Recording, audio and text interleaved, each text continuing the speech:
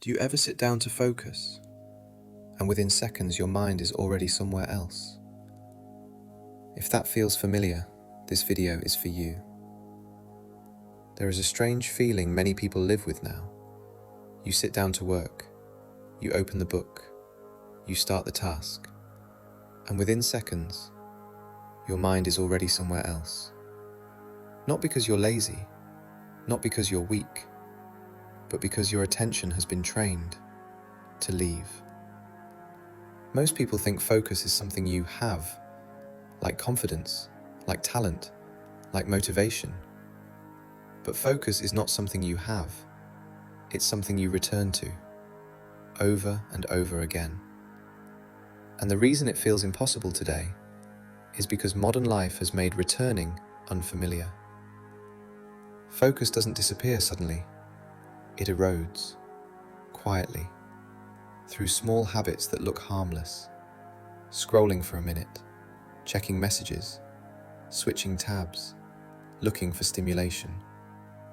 None of these feel serious, but each one teaches your brain the same lesson.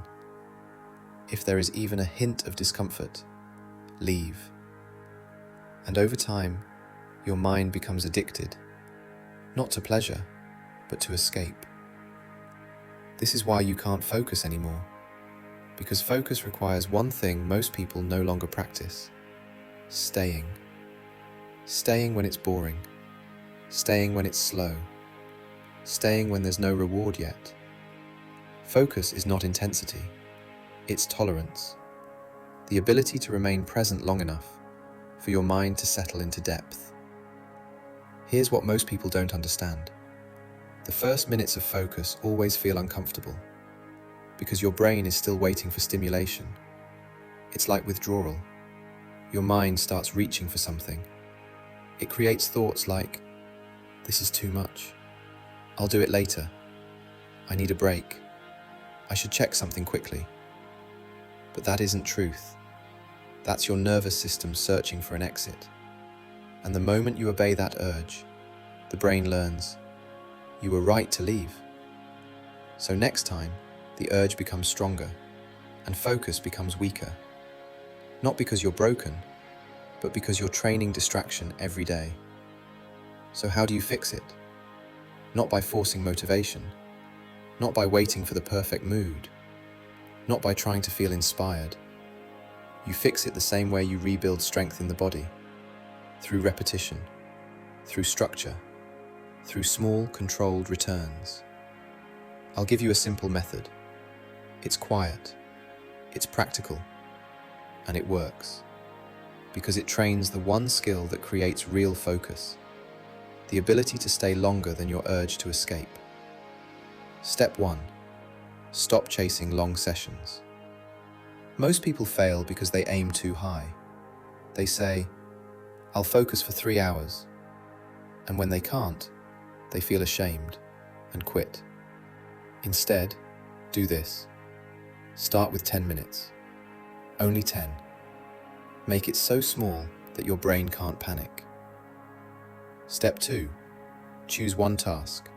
No options. Focus dies when your mind has too many doors to escape through. So pick one clear task. One page. One paragraph. One exercise. No switching. No multitasking, just one direction. Step 3. Remove frictionless distractions. You don't need more willpower. You need fewer exits. So create simple barriers.